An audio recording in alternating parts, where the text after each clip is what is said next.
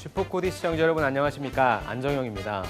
오늘도 여러분들과 함께 직무별 자소서에 대해 살펴보면서 여러분들이 어떤 직무 역량을 길러야 되는지 또 기르신 직무 역량을 어떻게 효과적으로 표현해낼 수 있는지에 대해서 살펴보도록 하겠습니다.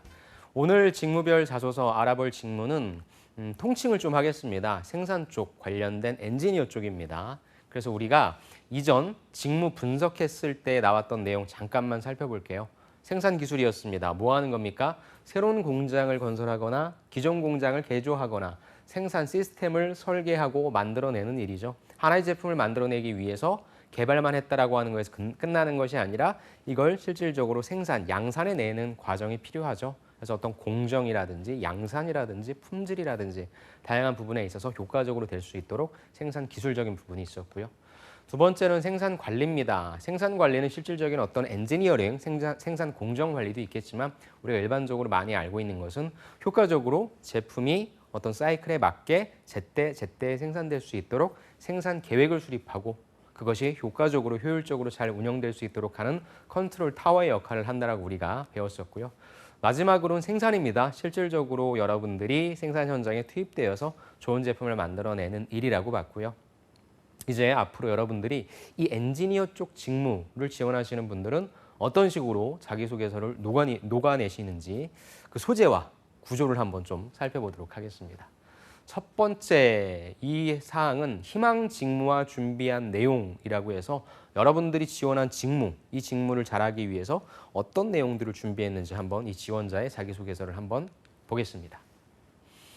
사용하는 설비의 설계, 설치뿐만 아니라 제작, 운전을 거쳐서 최종적인 폐기에 이르기까지 라이프 사이클을 다 그렸네요. 가장 효율적으로 관리하는 것이 누구의 설비 관리 직무의 매력입니다.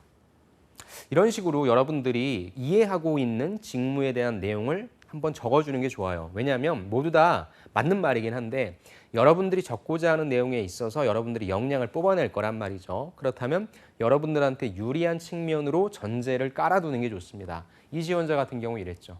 그래서 나는 이런 설비 관리 직무를 하기 위해서 4가지 역량이 필요하다고 생각해. 그러면은 본인이 필요하다고 생각하는 역량에 대한 각각의 근거를 대겠죠. 이게 가장 일반적인 방식이고요. 어떻게 보면 이공계이신 분들은 하나하나의 어떤 증거를 대주는 과정이기 때문에 자, A라는 직무를 하기 위해서는 B라는 게 필요하고 이 B라는 걸 나는 이렇게 갖고 있으라고 여러분들이 천천히 끌고 와주는 게 가장 좋은 구조라고 생각합니다. 첫 번째 4가지를 얘기하겠죠. 첫 번째는 현장의 분위기, 실질적 피드백. 근데 조금 아쉬운 건 뭐냐면 여러분들이 이제 소제목을 다실 때에 있어서 좀 많은 고민을 하실 것 같은데 소제목은 딱 읽어봤을 때 어떤 느낌인지를 평가자한테 전달시켜 주는 게 중요하거든요. 여러분들 현장의 분위기, 실질적 피드백이 와닿으십니까? 저는 조금 와닿지는 않다고 해서 이 부분에 대한 것 좀 약간 수정이 필요할 것 같아요. 현장이 어떤 분위기인데 아니면 실질적인 피드백이라고 하는 추상적인 실질적이 아니라 어떤 피드백인데 라고 하는 조금의 구체성이 있었으면 좋겠다는 아쉬움은 조금 남네요. 자, 현장 견학 당시에 그러니까 이공계 분들이 가장 좋은 직무 역량으로 키울 수 있는 것은 실제 그 공정 현장에서 여러분들이 근무하는 게 최고겠죠. 근데 여러분들이 흔히 편의점 아르바이트라든지 뭐 이런 데서 아르바이트 하는 것처럼 하기가 힘드니까 여러분들은 주로 어디를 다니시냐면 이렇게 현장 견학 많이 가세요. 꼭 가십시오. 꼭. 한 줄에도 이렇게 써내야 됩니다. 현장 견학 당시에 금형사업부에 냉장고 칸막이를 생산하는 공장 시찰을 할 수 있었습니다. 그때 뭘 봤냐? 이제 이걸 꾸며내야 되겠죠. 사출기로 프로토타입을 뽑아서 바로 그 자리에서 생산자, 설계자, 품질 관리자가 모여서 회의를 하였습니다. 생산 현장이라고 하면 생산하는 사람들만 있을 걸로 생각했는데 설계자도 오네? 품질 관리자도 오네? 직접 여러분들이 보지 않으면 알 수가 없는 정보들을 던져주는 거 좋은 것 같아요. 불량 여부, 웰딩 라인을 보면서 수정사항을 계속 화이트보드에 적으며 고쳐나가겠습니다. 우리가 일반적으로 생각했을 경우에는 공정을 그냥 쭉 깔아놓으면 아무 불량품 없이 제품들이 착착착착착 만들어질 것 같은데 그건 이상적인 이야기죠. 항상 공정 현장에서는 문제가 발생하고요. 이런 문제를 해결하기 위한 관리자들의 노력이 투입되는 거죠. 그게 여기 나와 있는 내용 아닙니까? 결국에 웰딩 라인을 가장 보이지 않는 곳으로 수정하는 현장의 실질적인 피드백 현장을 직접 볼 수 있었습니다. 그래서 이렇게 실질적 피드백이라고 쓴 것 같네요. 두 번째, 짧게 썼어요. 설비 관리자는 전공 능력, CAD와 일반 기계 기사를 가져야 된다. 자, 기계공학도의 기본 소양인 삼력학뿐만 아니라 산업안전 등을 통해서 실질적인 공장 내부에서의 설비 관리와 안전 관리를 배울 수 있었고 여러분들이 학교에서 배울 수 있는 과목들을 제시했죠. 이렇게 쓰는 겁니다.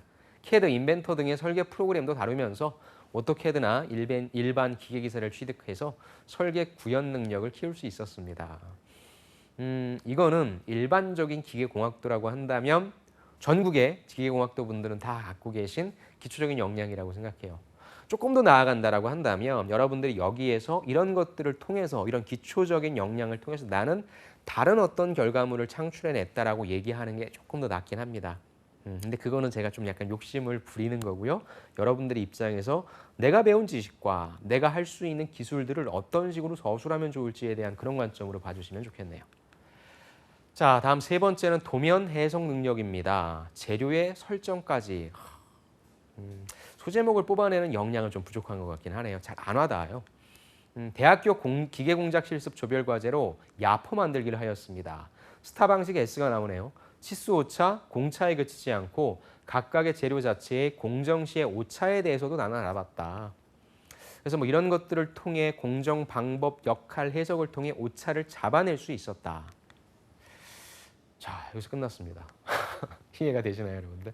도면 해석 능력, 재료의 설정까지. 그러니까 나는 도면을 보고 이런 부분들을 좀 잡아낼 수 있었다라고 하는 내용을 좀 표현하고자 하는 건데 처음에 이 지원자가 얘기한 것은 4가지였죠. 근데 여러분들의 입장에서 이 3가지까지 읽었잖아요. 이 3가지가 싹싹싹 와닿았습니까? 저는 좀 부족한 것 같아요. 그렇다면 설계 관리자에 있어서 설비 관리자에 있어서 4가지를 다 말하고자 하는 건 나의 욕심일 것 같고요. 좀 가지치기를 했으면 좋겠습니다. 그 중에서도 가장 핵심적인 역량이라 얘기할 수 있는 부분 조금 더 디테일하게 얘기해서 그 중에서 다른 지원자들 대비 당신만 경험할 수 있었던 것을 2가지만 선택해서 나머지 2가지는 버리고 그만큼의 분량을 조금 더 디테일하게 읽는 사람으로 하여금 배려해주면 안 될까? 라는 생각이 좀 든다는 거죠. 이게 여러분들이 가장 많이 저지르는 실수예요. 물론 지금 이게 자기소개서 강의는 아니지만 여러분들이 특히나 직무 역량을 많이 보유하고 있다고 생각하는 분들은 많은 것들을 제시합니다. 근데 이게 과연 효과적이냐는 거죠. 그거에 따른 글자 수 제한이 있기 때문에 여러분들이 이 항목에다가는 하나를 디테일하게 적어야 되겠다. 아니면 이 항목은 어찌됐건 글자 수가 굉장히 적기 때문에 하나하나씩을 그냥 소개하는 형식으로 적어야 되겠다 등 약간의 좀 감을 잡으시는 게 필요할 것 같습니다. 자, 어찌됐건 이분은 4가지를 제시했으니까 마지막 4번째 볼게요. 친화력, 큰아빠. 60대가 훌쩍 넘으신 아버지 친구분들과 함께 낚시와 축구를 같이 한다. 어른들에게 먼저 다가가는 적극성, 어떤 취미를 좋아하는지를 난 먼저 파악해서 큰아버지라고 불리는 아버지 친구분들이 5분이나 계신다. 이 소재는 좀 영리하게 선택한 것 같아요. 실제 생산 현장에서 근무하시는 분들이 본인보다 나이대가 많은 분들이다. 그런 분들을 관리해야 되겠죠. 그런 분들은. 뭐 그냥 내 계급이 높으니까, 내 직급이 높으니까 뭐 윽박지르고 막 강요한다. 말도 안 되는 거죠. 그래서 나는 이렇게 나보다 나이 많은 사람들과 잘 지낼 수 있는 사람이다라고 하는 자질을 얘기해 주는 것 같은데 좋습니다, 소재. 그런데 역시 조금 부족하다라는 느낌, 그런 아쉬움은 좀 드네요. 이제 정리합니다. 위 4가지 역량을 바탕으로 현장 기술직들의 목소리를 듣고 공장의 설비를 책임지고 유지보수, 노후 설비를 파악함으로써 땡땡의 최고 품질을 자랑하는 운영 엔지니어가 되겠습니다. 욕심을 좀 버리십시오.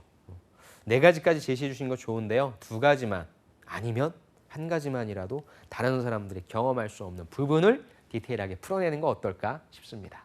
좋습니다. 2번째, 전공과 관련한 프로젝트 중에 나의 제안을 구체화한 사례와 채택된 이유에 대해서 얘기해 주십시오. 조금 더 질문이 기네요. 자, 이분 봅시다. 경제성과 안전성에 근거한 제안과 책임감 있는 실행. 아까 분보다는 소제목에서 여러분들 딱 봤을 때 이 사람은 제안을 할 때 경제성이라고 하는 부분을 건드리는구나. 안전성이라고 하는 부분을 건드리는구나. 근데 이건 참 칭찬하고 싶은 건 뭐냐면 경제성이죠. 여러분들은 엔지니어고 엔지니어가 회사에 기여할 수 있는 방안은 무엇입니까? 회사의 비용을 절감시켜줘야 되죠. 최대한 공정 운영상에 있어서의 비용을 절감해서 회사의 손익에 기여해야 된단 말이죠. 그런 면에 있어서 경제성은 잘 적은 것 같아요. 그 다음에 본인의 자질, 이쪽 엔지니어는 책임감이 있어야 된다라는 내용을 얘기하겠구나라고 우리를 끌고 갈 것 같습니다.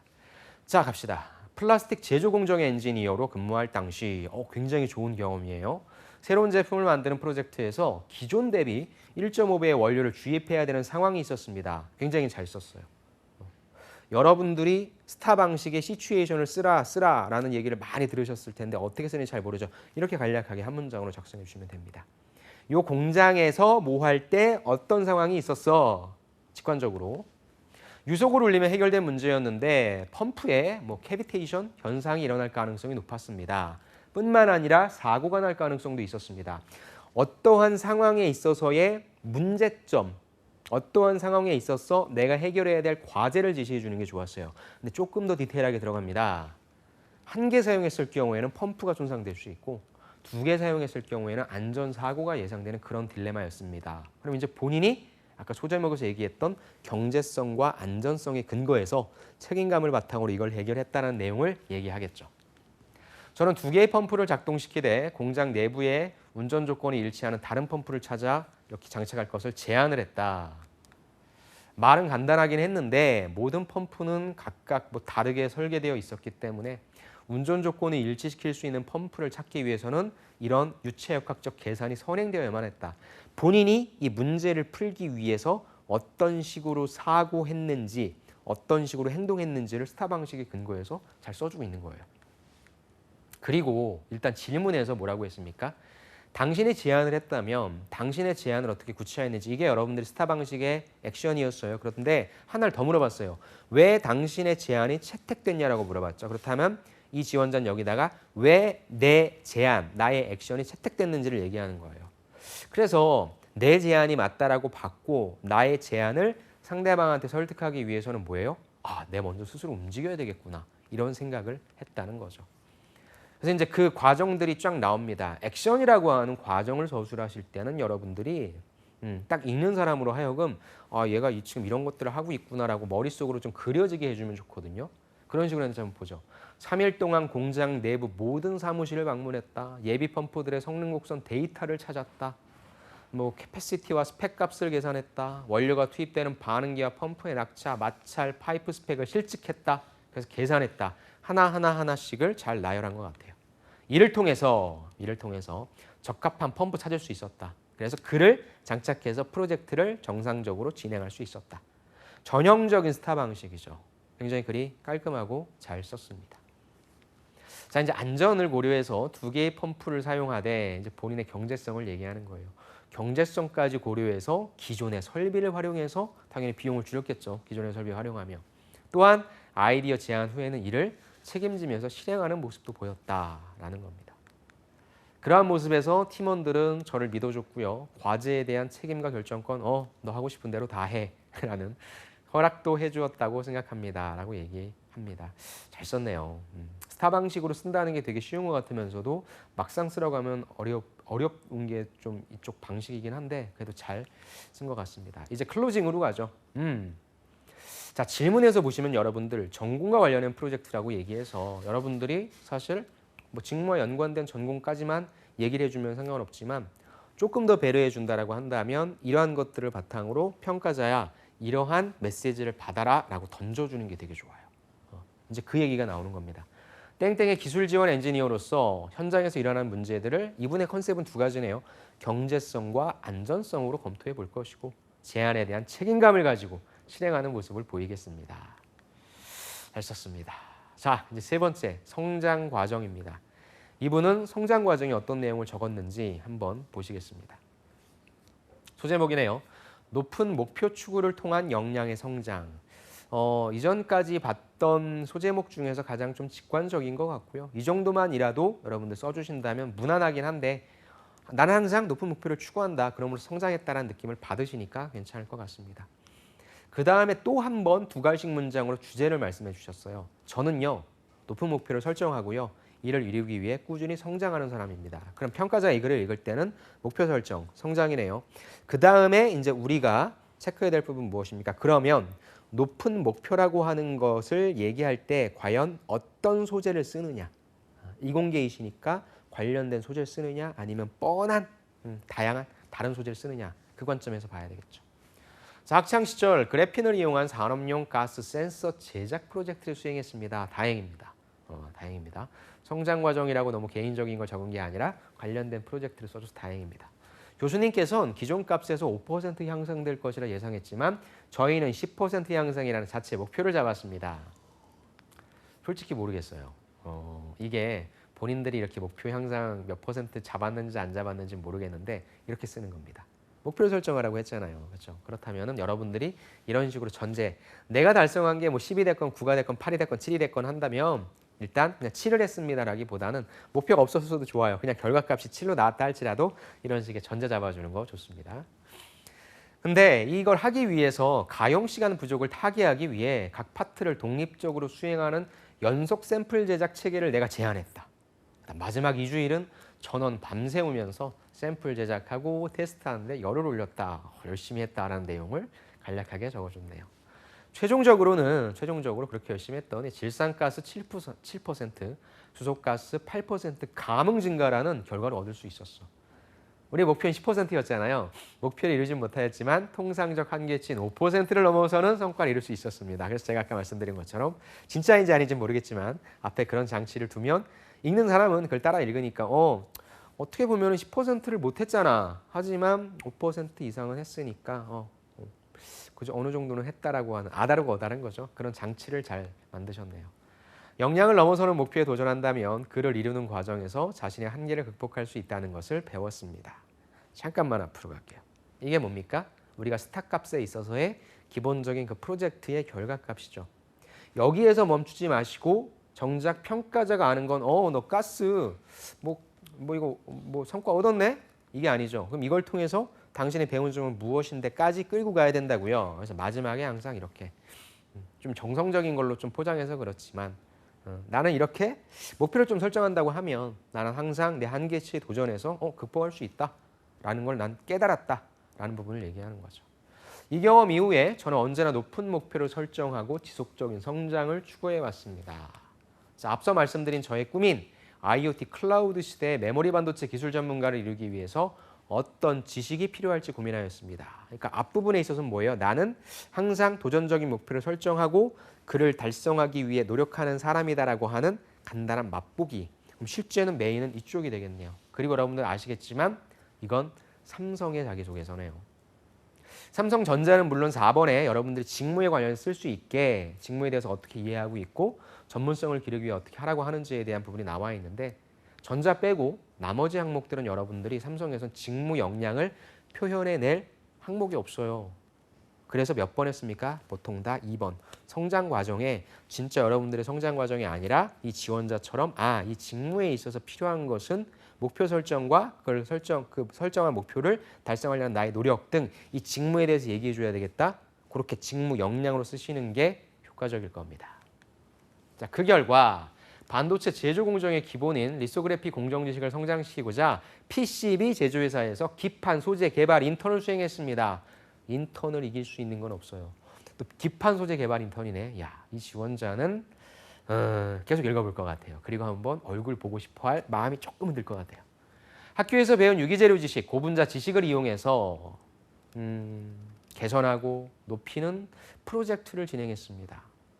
그러니까 보통 나랑 같이 경쟁하는 친구들이 다 학교에서 배운 지식 가지고 막 어떻게든지 응용시킬 거거든요. 근데 나는 이걸 이용해 한번 해봤다라는 얘기를 하는 거죠. 그래서 반도체 설비 엔지니어가 되기 위해서는 리소그래피 공정 이해도를 성장시킬 수 있었다. 실제 그랬는지 안 그랬는지 모르겠어요. 하지만 이런 식으로 나는 해봤다라고 얘기할 수 있는 것만큼 강력한 무기는 없습니다. 자, IoT 클라우드 시대 메모리 반도체 기술 전문가라는 나의 높은 목표 다시 돌아온 거죠. 이루기까지. 난 지금까지 열심히 노력해 성장했다. 땡땡에서 역시 높은 목표를 설정하고 지속적으로 성장하는 모습을 보여줘서 당신네 회사를 더욱더 발전시키는 그런 인재 되겠다.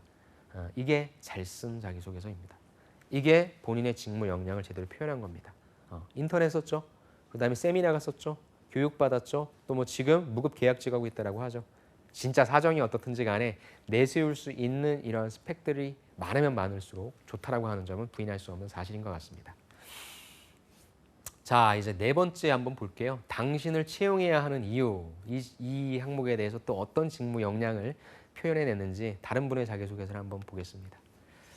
저는 땡땡땡에서 생산 기술 업무를 위한 3가지 강점이 있습니다. 이게 가장 좋아요. 이공계는 여러분들이 가고자 하는 툴로서 그냥 직관적으로 가십시오. 한 3가지 있습니다. 첫째, 기초 전공 지식입니다. 화학공학 전공하면서 화학 관련 기초 지식뿐만 아니라 화학물질에 사용되는 공정에 관련된 반응공학 같은 과목을 수강하였습니다. 라고 얘기해서 지식이 태잖아요. 첫 번째, 여러분들이 본인이 갖고 있는 지식에 대해서 얘기를 해줬습니다. 또한 생산과 밀접하게 관련되어 있는 품질에 관심을 갖고, 품질이니까 당연히 식스 시그마 나오겠죠. 블랙벨트 자격증을 취득하며 프로젝트를 진행했습니다. 어떤 프로젝트였는지 조금 얘기해 주면 좋았을 텐데, 그냥 입사 후 이런 직무 기초 지식 둘 다, 그러니까 학교에서 배운 것과 식스 시그마 블랙벨트를 합쳐가지고 그냥 지식으로 묶은 거죠. 업무에 잘 녹여서 시너지를 내겠습니다. 두 번째, 경험이 나왔네요. 아주 정석적인 그런 툴이네요. 어디에서 했는데, 디스플레이 제조회사 생산부서에서의 인턴 활동을 통해서 생산 직무에서 하는 일을 체험할 수 있었습니다. 직접 해봤다네요. 최고의 경험이죠. 이 경험을 바탕으로 땡땡땡에 입사 후에 빨리 배우고 적응하는 신입사원이 되겠습니다. 조금 욕심인데요. 앞부분에 있어서 역시 마찬가지입니다. 여러분들이 갖고 있는 지식 자체가 틀리다는 건 아니에요. 근데 그런 것들이 다 이력서에 써 있고 글자 수가 많지 않다라고 한다면 전 차라리 여기에서 인턴 활동을 얘기해 주는 게 어땠을까라고 하는 아쉬움은 남는 거죠. 물론 선택은 여러분이 하는 거고요. 어떤 것이 맞다 틀리다는 아니지만 조금 궁금하잖아요. 여기 앞에 있는 내용들은 모든 친구들이 다 접할 수 있는 부분인데, 그래서 아까 제가 말씀드린 것처럼 그러면은 너는 그 블랙벨트 가지고 어떤 프로젝트를 했는데 등 다른 사람들 대비 차별화할 수 있는 나의 경험이 무엇인지를 먼저 생각하시는 것이 저는 우선순위에 맞다고 생각합니다. 그래서 이게 조금 아쉬웠어요. 세 번째, 소통 능력입니다. 합창 동아리의 단장으로 활동하며 60에서 70여 명의 단원들과 함께 동아리를 운영했습니다. 또한 다양한 이해관계자들과 의견 조율하면서 다양한 활동도 기획하였었습니다. 좋아요. 근데 아쉽죠. 아쉽죠. 우리가 앞서서 봤던 것도 4가지 얘기하느라고 제대로 포지셔닝을 못했단 말이죠. 여기서도 굳이 3가지를 얘기해야 될까? 소통 능력을 꼭 채용해야 하는 이유에 적어야 했을까? 차라리 저런 제가 그냥 표현하는 거는 약간 소프트한 저런 경험들 같은 경우에는 성격상 장점을 해도 괜찮을 것 같은데 라는 아쉬움은 조금 남네요. 이런 소통 경험을 살려 엔지니어로서 입장 차이가 발생할 수 있잖아요. 다른 부서 혹은 현장 경험이 많은 생산직 근무자분들 중 누구와도 원활한 협업을 이끌어내겠습니다. 좋아요. 좋습니다. 그런데 조금 아쉽긴 하다. 3가지를 다 얘기할 건가? 2가지만 얘기할 건가? 1가지를 디테일하게 얘기할 건가? 늘 여러분들 이 고민 해주시기 바랍니다. 마지막입니다. 5번째 자기소개서예요. 직무에 대해서 본인이 이해한 내용을 적고요. 본인이 적합한 사유를 이공계 분들은 첫 번째 어디입니까? 본인의 전공에서 한번 서술을 해보시는 부분을 생각하십시오. 하나를 배우면 열을 찾아서 하는 지원자, 하나를 보면 열을 한다. 그건 약간 좀 각색했네요. 무슨 말인지 알겠죠? 반도체 공정기술 직무는 제품의 전반적인 부분에 관여하는 중요한 직무라고 생각합니다. 본인이 이해한 내용이죠. 과거부터 현재 기술을 파악해서 첨단 기술로 발전시키고 설계부터 생산을 위한 공정 기술 개발, 또 아니면 개선, 제품 분석으로 불량 감소, 수율 개선의 업무를 수행합니다. 가급적 이러한 소개 내용들은 짧게 줄여주는 게 좋아요. 여러분들의 내용을 적어주는 게 더 중요하니까. 오케이. 그래서 이 일을 하려면 직무 수행을 위해서 전공 지식 보유해야 된다. 문제점의 원인과 해결, 또 그렇지 못하다면 왜 그런지에 대한 이유를 찾아야 된다. 나는 대학 생활을 통해서 이거 갖췄어. 좋아요. 지금까지 속도 좋습니다. 반도체 소자에서 모스펫의 원리를 배웠습니다. 제조 과정이 궁금해서 공정을 통해서 8대 공정 및 진공 장비를 학습했습니다. 그래서 분자들의 역할을 유기화학과 연결할 수 있었고요. 유체역학과 나노 소재 개론을 통해 유체의 특성과 제타 전이에 대해 배웠습니다. 자, 앞서 봤던 다른 지원자 대비 각각의 과목들을 얘기하면서 무엇에 대해서 해봤고 배웠다. 괜찮죠? 이 정도의 호흡 괜찮은 것 같아요. 그래서 나는 이해하는 데 도움될 거다. 13개의 전공에서 A+를 받으며 전공 지식을 습득했다. 자기소개서는 증거의 게임. 여러분들이 그냥 공부했다는 것이 아니라 공부를 잘했다를 던져주시는 게 조금 나을 수 있겠죠. 그러니까 A+ 던진 거죠. 평가자한테. 공정 중에 생길 이슈가 궁금해서 땡땡대에서 웨이퍼를 통해 오염에 대한 교육, 팹 공정 이슈를 경험해봤다. 해서 실제 해봤던 경험을 또 얘기하네요. 2는 똑같아요. 첫 번째 지식, 두 번째 경험. 실습 중 생각한 이슈는 세정할 때 웨이퍼 출입 시간의 차이였다. 현대 공정도 웨이퍼를 수직으로 넣기 때문에 같은 문제가 있을 것이라 생각했고 나는 해결안을 한번 생각해봤다. 그래서 용액의 농도 아니면 뭐 속도 이런 부분들을 계속 조정하면서 문제를 해결하려고 애썼다는 내용입니다. 다음으로는 웨이퍼를 180도 돌려서 빼거나 출입구 이런 부분들을 조정하면서 생각해 볼 수 있었는데 결과적으로 이게 중요하죠. 결과적으로 공정을 직접 경험하며 장비를 다뤄봤다.